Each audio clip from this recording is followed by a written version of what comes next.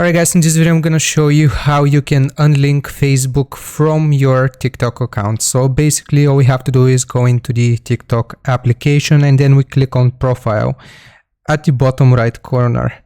Alright, so after we're taken to our TikTok profile, what we need to select are the three lines in the top right corner next to the little footsteps, and then right here we go to settings and privacy.